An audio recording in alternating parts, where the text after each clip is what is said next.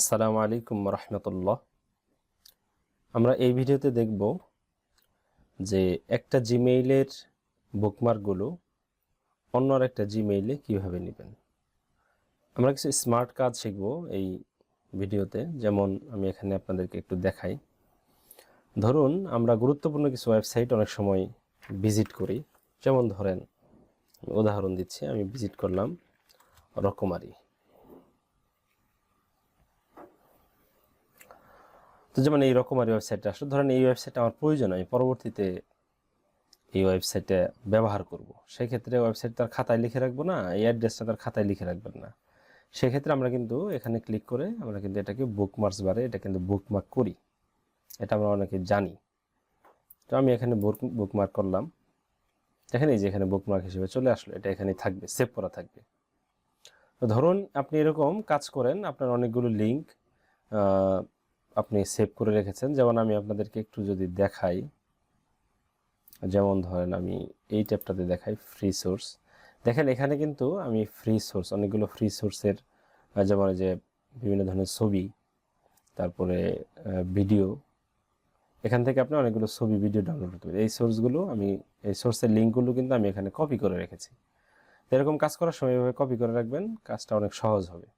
তো এখন ধরেন একটা জিমেইলে, যেমন এখানে আমার একটা জিমেইল আছে, এই জিমেইলটাতে আমি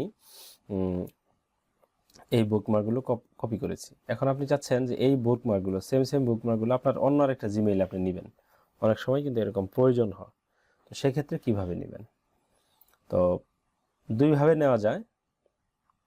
তো প্রথমত আমি একভাবে দেখাচ্ছি। তো এটা করার জন্য আপনি প্রথমে এই থ্রি ডট বাটনে ক্লিক করবেন, এখান থেকে চলে যাবেন আপনার বুকমার্কস, এখান থেকে আমরা চলে যাব এই যে বুকমার্ক ম্যানেজার। আমরা আবার একটু খেয়াল করি, থ্রি ডট বাটনে ক্লিক করবেন, এখান থেকে বুকমার্কে যাবেন, এখান থেকে চলে যাবেন বুকমার্ক ম্যানেজার। আমরা জাস্ট এখানে ক্লিক করছি, দেখেন বুকমার্ক ম্যানেজার আসলো। তো আমরা এখান থেকে যেই ফোল্ডারগুলোকে কপি করতে চাচ্ছি, যদি এটা চাই তাহলে এটা সিলেক্ট করব, যদি এটা চাই তাহলে এটা সিলেক্ট করব। যেটা সিলেক্ট করতে যাচ্ছেন আপনি সেটাই সিলেক্ট করবেন। তো আমি চাচ্ছি না আমার এখানে যা আছে বুকমার্ক সবগুলো আমি কপি করব, সেক্ষেত্রে বুকমার্কস বার, মানে এই বারটাতে যা যা আছে সবগুলোই কপি করব।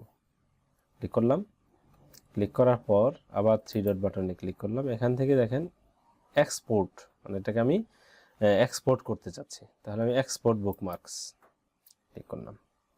এখানে এই বুকমার্কসটা কোথায় গিয়ে সেভ হবে সেটা দেখাচ্ছে, আমি ডেস্কটপে সেভ করি। এখানে আপনি যে কোনো একটা নাম দিবেন চেনার জন্য, তো আমি সেভ করে দিলাম।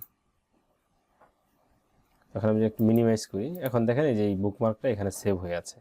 এখন আমি এটা অন্য কম্পিউটারে, এটা যদি পেন ড্রাইভের মাধ্যমে অন্য কম্পিউটারে নিয়ে অন্য জিমেইলেও আমি এটাকে যোগ করতে পারি, আবার যদি চাই না এই কম্পিউটারেই অন্য আরেকটা জিমেইলে যোগ করব, তাহলে প্রথমত আগে সেটা সেই অ্যাকাউন্ট আগে লগ ইন করে নিতে হবে। তাহলে আমরা এখানে ক্লিক করছি, এখান থেকে আমরা অ্যাডে যাচ্ছি, অ্যাডে যাওয়ার পর এখান থেকে আমরা সাইন ইন করব নতুন আরেকটা জিমেইল দিয়ে।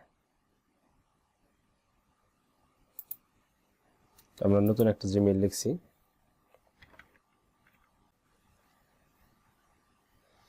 আমরা নতুন জিমেইলের পাসওয়ার্ডটা দিয়ে দিচ্ছি।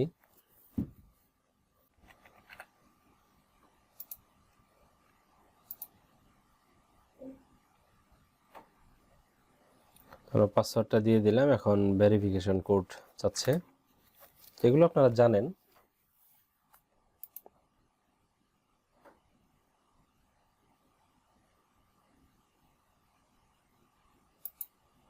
এখানে নাম্বারটা লেখার জন্য বলছে, নাম্বারটা দিয়ে দিই।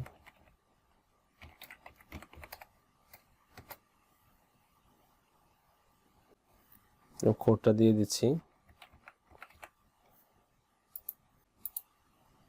ইয়েস করে দিলাম।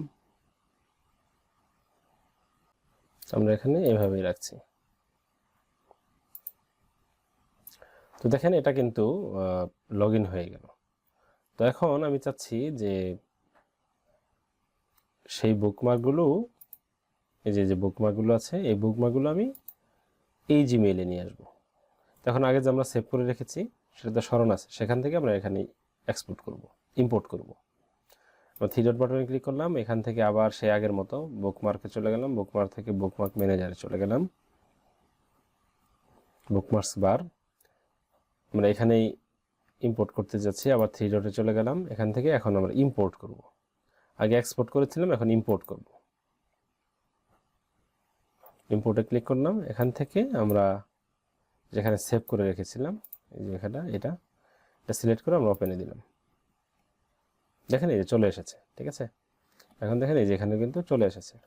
তাহলে এই এই জিমেইল অ্যাকাউন্টে যা যা বুকমার্ক ছিল সবগুলো কিন্তু এই জিমেইল অ্যাকাউন্টে চলে আসলো।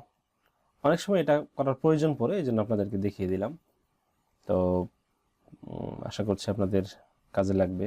যদি ভালো লাগে, কাজে লাগে, তাহলে কি করতে হবে সেটা তো জানেনই।